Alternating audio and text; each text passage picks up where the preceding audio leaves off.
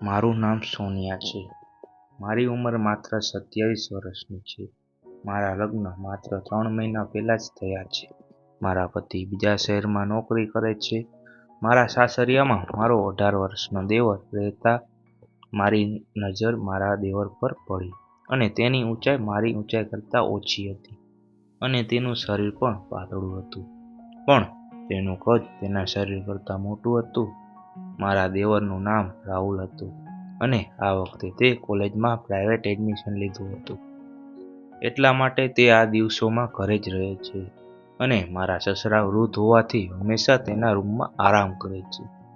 આમ તો હું રાહુલને જોતી નહોતી, પણ જે દિવસે મેં રાહુલનો મોબાઈલ જોયો તે દિવસે મારી તેના પ્રત્યેની નજર બદલાઈ ગઈ અને રાહુલને લાગ્યું કે ઘરે કોઈ નથી, તેથી તે તેના મોબાઈલ સાથે રમી રહ્યો હતો અને તેના રૂમમાં વિડીયો જોતો હતો.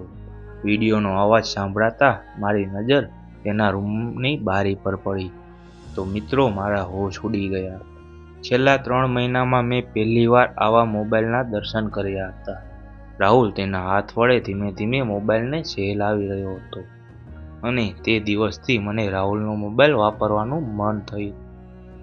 તે દિવસે મારા પતિને પણ ફોન કરીને ઘરે આવવા માટે કહ્યું કે હવે તમે આવી જાઓ, મારાથી સહન નથી થતું. હું પણ એક સ્ત્રી છું, ત્યાં સુધી આ બધું સહન કરું. પણ મારા પતિએ મારી પાસે માફી માંગતા કહ્યું, જો સલોની, હું તારી બેચેની સમજી શકું છું, પરંતુ હજુ 2 મહિના સુધી મને રજા નહીં મળે, કારણ કે કંપનીએ કેટલા નવા પ્રોજેક્ટ શરૂ કર્યા છે, જેના કારણે તમામ કર્મચારીઓને ડબલ શિફ્ટમાં કામ કરવું પડે છે. તેથી 2 મહિના રજા મેળવી અશક્ય છે. હજુ 2 મહિના રાહ જોઈ લે સોનું, પછી તો તને લઈને માલામાલ કરી દઈશ. આટલું કહીને તેણે હસીને કોલ ડિસ્કનેક્ટ કરી દીધો. પછી હું સૂઈ ગઈ. સવારે બધા માટે નાસ્તો તૈયાર કર્યો અને રાહુલ માટે સ્પેશિયલ નાસ્તો રૂમમાં લઈને ગઈ.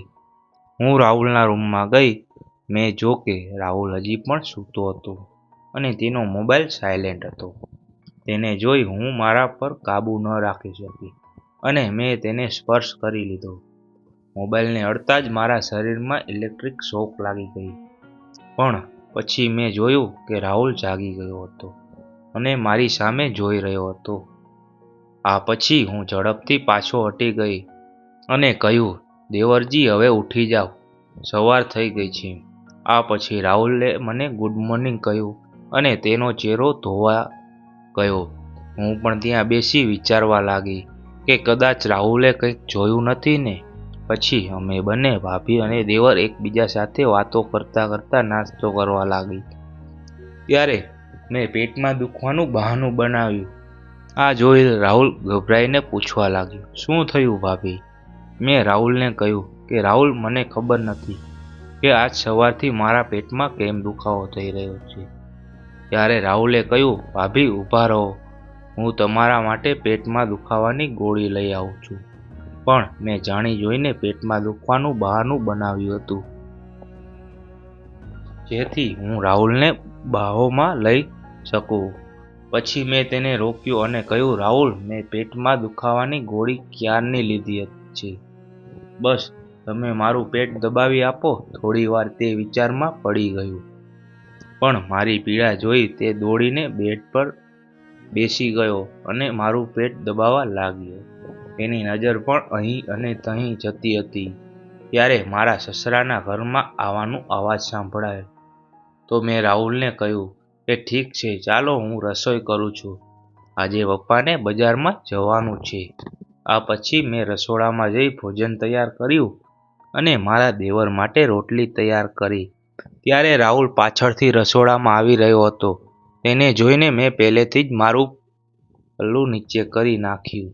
ત્યારે રાહુલની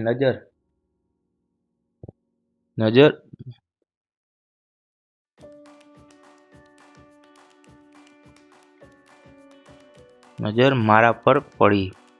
મારી સામે જોતો જ રહ્યો, કારણ કે હું સંપૂર્ણપણે પરસેવામાં તરબોળ હતી.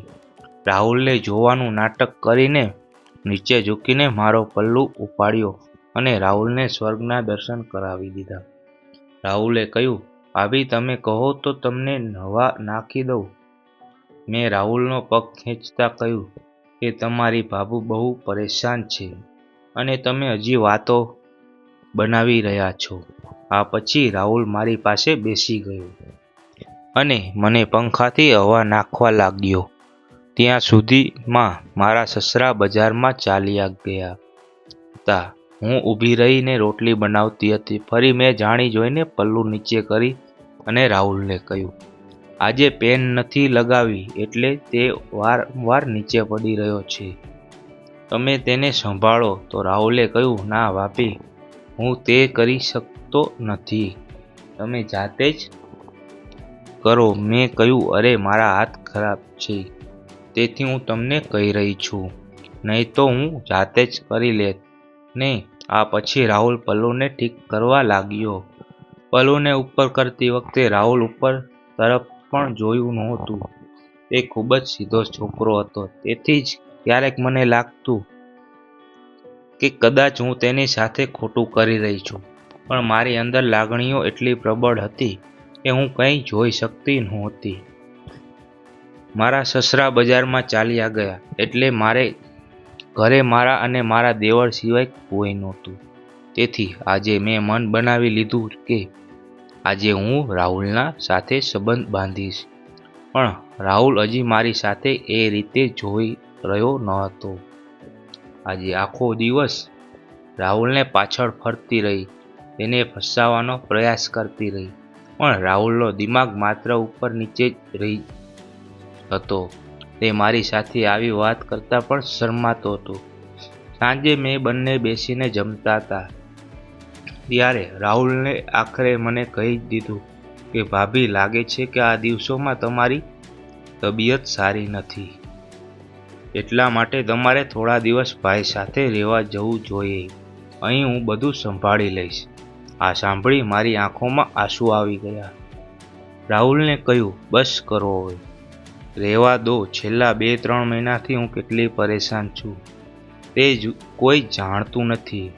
ના તમારા ભાઈને મારી ફિકર છે, ના તમે મને જ રડતી જોઈ. રાહુલ મારા આંસુ સાફ કરવા લાગી અને પછી રાહુલને ગળે લગાડી હું રડવા લાગી. મને ખબર છે શું બોલવા લાગી છું. હું રાહુલને કહેવા લાગી કે મને તમારામાં તમારો ભાઈ દેખાય છે, તેથી જ ક્યારેક હું તમારી પાછળ ફરવા લાગુ છું. પ્લીઝ ખરાબ ન માનતા. રાહુલ કહેવા લાગ્યો, ભાભી તમારી વાત મને કેમ ખરાબ લાગે છે. તમારા જેવી પત્ની તો નસીબવાળાને જ મળે. રાહુલનો હાથ પકડી તેને રોક્યો અને પૂછવા લાગી કે તો તમે મારાથી આટલા કે દૂર કેમ જાઓ છો? શું હું તમને સારી નથી લાગતી? હું તમારી ફ્રેન્ડ જેટલી સુંદર નથી? તો રાહુલે કહ્યું, ના ભાભી, એવી કોઈ વાત નથી. મારે કોઈ ફ્રેન્ડ પણ નથી. એટલે મેં મારું માથું તેના ખોળામાં મૂક્યું અને કહ્યું, તો મને બનાવી લ્યો.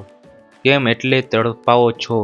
તમે મારા ભાઈ જેવા છો તો તે મારી વાત સાંભળશે.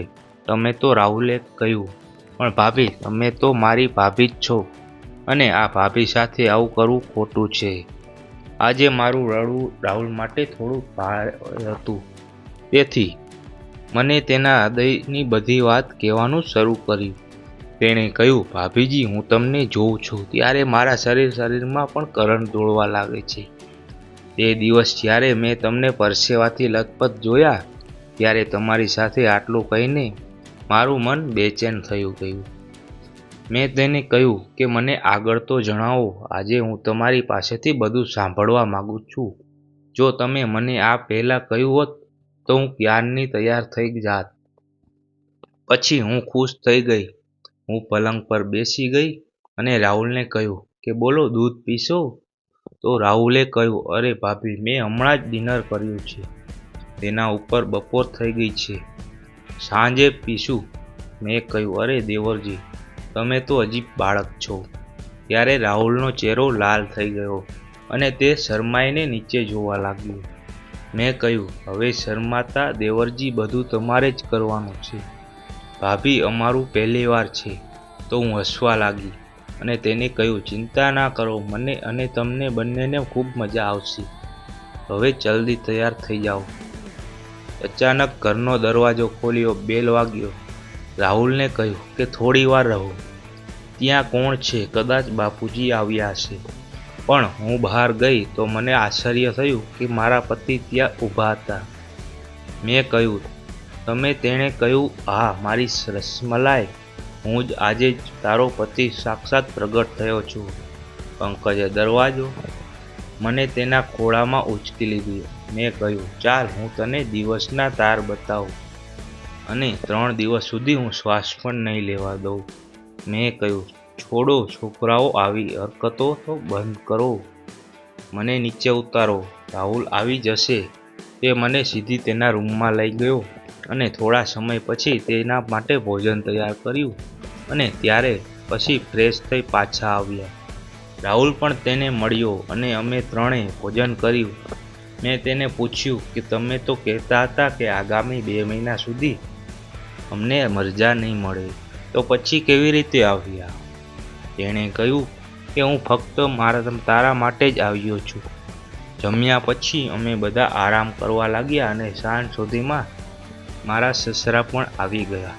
તેથી દરેક ખૂબ ખુશ હતા. પંકજે પણ તેની ઘણી વાતો સંભળાવવાનું શરૂ કર્યું અને રાત્રે ભોજન કર્યા પછી અમે સૂઈ ગયા. મેં રાત્રે પંકજ સાથે ઘણી વાત કરી.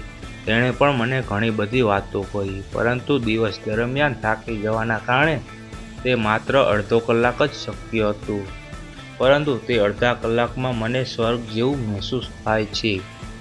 પંકજ 5 દિવસ હજી ઘરે રોકાવાના હતા અને આ 5 દિવસમાં તેણે મારી હાલત ખરાબ કરી દીધી. પછી હું બરાબર ચાલી પણ શકતી નહોતી. આ 5 દિવસ ક્યારે વીતી ગયા એ ખબર જ ના પડી. જો કે પંકજ માત્ર 3 દિવસની રજા પર આવ્યા હતા, પરંતુ મેં તેને 2 દિવસ વધુ રોક્યા,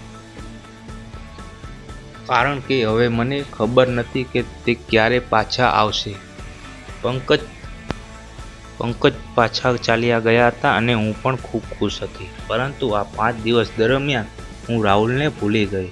પરંતુ રાહુલ જ્યારે પાછો આવ્યો અને પછી જે થયું તે હું સપનામાં પણ વિચારી શકતી નથી.